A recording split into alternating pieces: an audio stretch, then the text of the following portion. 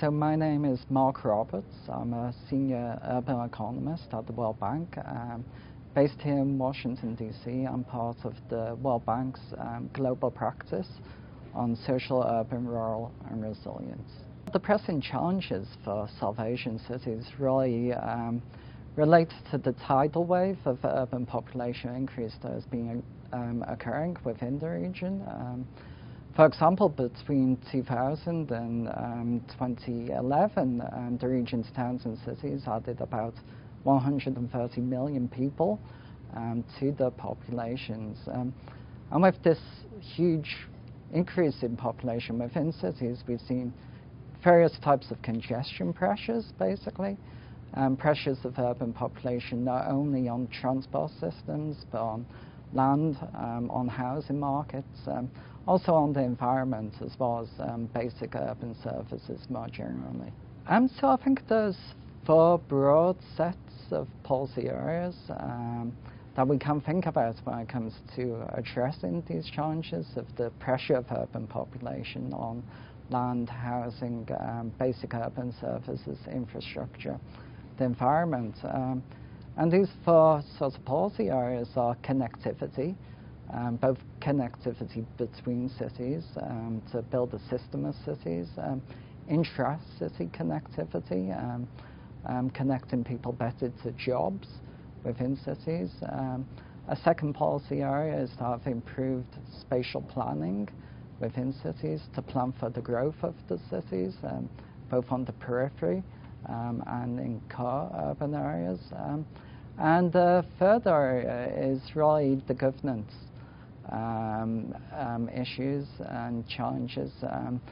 A major constraint on the ability to provide infrastructure is really related to the ability to finance that infrastructure, which means addressing governance and finance challenges within the region. I think if you can address some of these major problems of congestion, again, congestion from the pressure of urban population on basic infrastructure, on land, on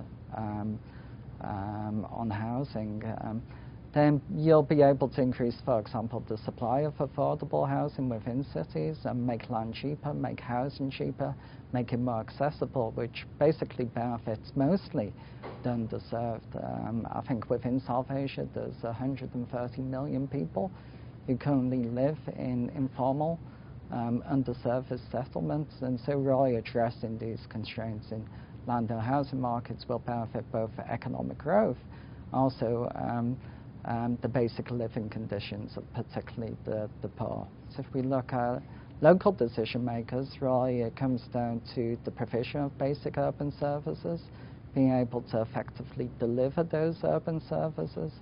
I think we do see some good examples throughout the South Asia region of this occurring.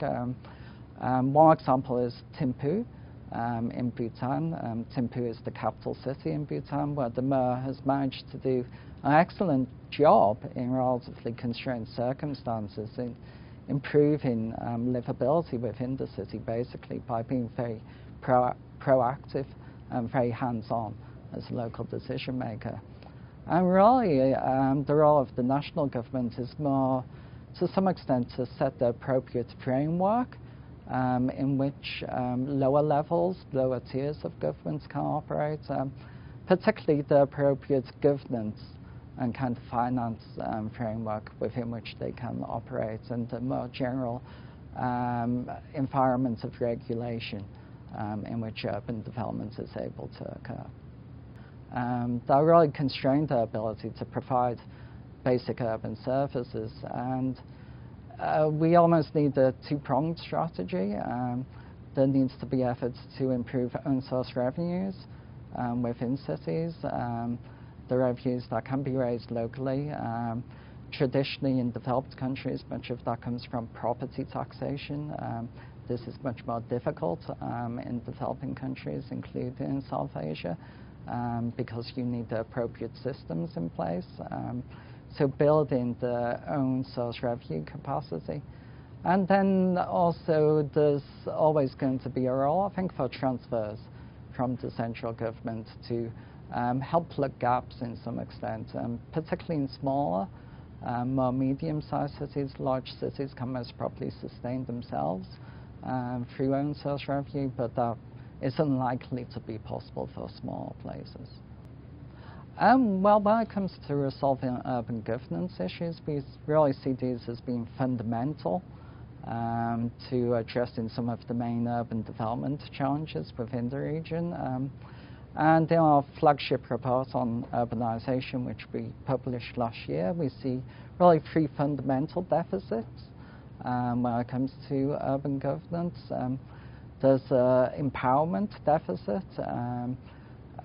So if we look at, for example, mayors in South Asia, they don't tend to be empowered in the same way as, say, the Mayor of London or New York does to be able to set the agenda for a city, so tackling that empowerment deficit. There's also, related to that, an accountability deficit, a lack of accountability both to the local electorates, also to higher tiers of government, and finally a resource deficit, which is linked into the overall system of governance and finance within our country. So we really see the addressing of these three fundamental deficits as kind of being the key to overcoming governance challenges.